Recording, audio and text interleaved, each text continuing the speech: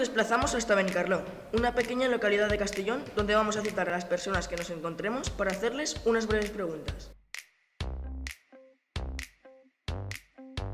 Perdona, buenos días. ¿Nos permite hacer unas preguntas para un programa de televisión?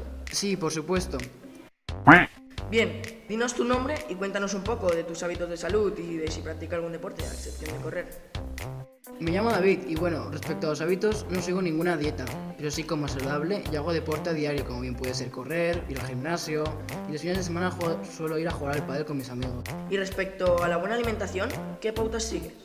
Pues la verdad es que no intento tomar muchas grasas y sobre todo seguir las 5 comidas diarias, que es lo más importante. Muy bien, muchas gracias. De nada, ha sido un placer.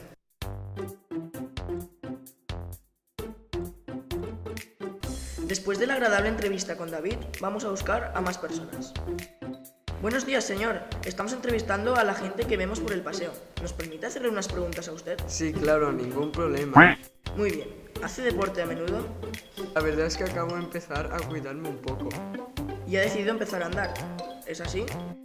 Sí, bueno, me ha parecido que es lo mejor para empezar y más tarde, cuando esté más preparado, empezaré con el gimnasio. Bien. ¿Y sigue algunas pautas de alimentación?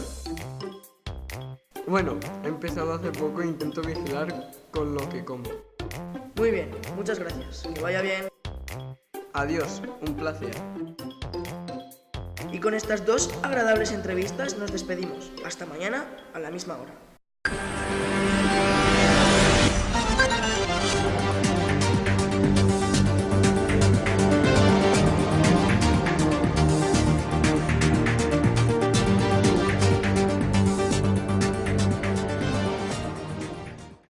Ha ha ha ha ha ha ha!